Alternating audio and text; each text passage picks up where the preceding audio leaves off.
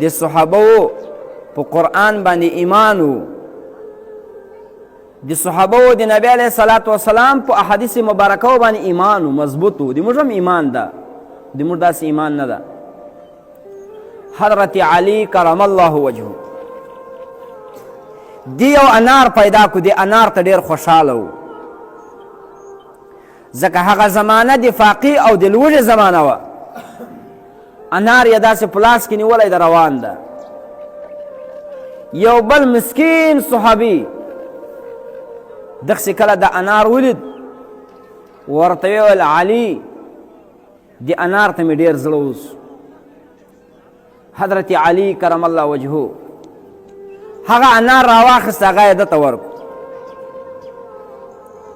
مازدیګر یو بل صحابي ده، په دې لمن کې یې داسې نه انار اچولی دی، نه انار. یو انار یې پټ کړی دی، دا یې دلته په دې لستوڼي کې دلته چیخ کړی دی.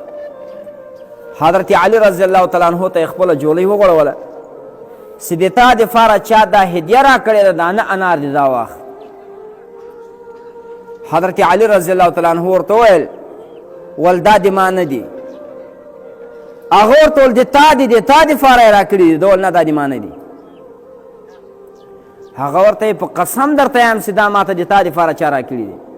ده ویل په قسم درته یم که به دا د ما وي. ولولې والقرآن یې چې چا یو شی لا یوه روپۍ یو درهم د الله دپاره چاته ورکو، بدله به یو په لسه باندې دا نه والي دی، دماغ به لس ول. اخ په دې لستوڼي باندې لاس ومنډو، هغه بل انار یې راواخیست، ورته وینو وله علي یقینا چې په قرآن باندې غټ عامل ته یې، د تا دا لس دی. ده ورته ویل اوس دا لس اناره دا د ما دي. نو هر څوک چې کله هم عبادت کوي او په عبادت کې مالی عبادت کوي، نو چې د ریا نه پاک وي، د شهرت نه پاک وي، نو دی د انتظار کوي په کم وخت کې به الله رب العزت یو په لسه باندې دغه انسان ته بدله ورکوي. مولانا محمد زکریا رحمت الله تعالی علیه یو بهترین واقعات را نقل کړي دي په فضایل صدقات کې. امام غزالی رحمت الله تعالی علیه هم را نقل کړي دي. پخوا به داسې ول چې دا خلکو به مقابله د الله په عبادت قولی کې هم سره کوله. ما درته وویل په بدني او په مالی په ټولو کې به یې کوله. خو تاسې خفه کېږئ ما، نن موږ په داسې زمانه کې یو چې په نفلو کې خو بل نر نه وینم چې له ما سره د مقابله وکړي. نه د اشراق لمونځ پرېږدم، نه د چاش لمونځ پرېږدم، نه اوابین پرېږدم، نه تهجد پرېږدم، نه تلاوت پرېږدم. ایک نمبر مسلمان یم. چې کله د دغه خبره راسي بیا دی ذاتي بیا منډې وایي،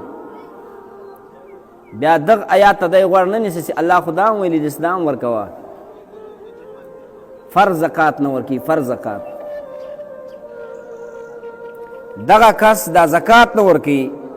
په بلوچستان کې چا خبر راته کوله ول یو سړی مړ و، 3 قبره ورته وایستل. موږ نه وو پیدا په داسې ټیم کې. هر قبر چې به موږ خلاص کړو دومره دومره لړیمان به وکړي، دومره دومره. دا دنیا چې الله درکړې ده، دا یې د څه دپاره درکړې ده؟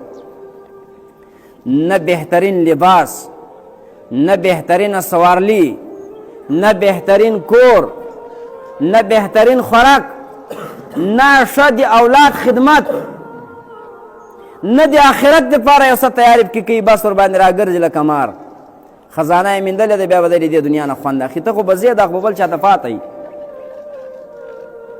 صحابه کرامو به په دې شیانو کې مقابلې سره کولې، مقابلې ایثار به یې کو، ایثار علی الغیر.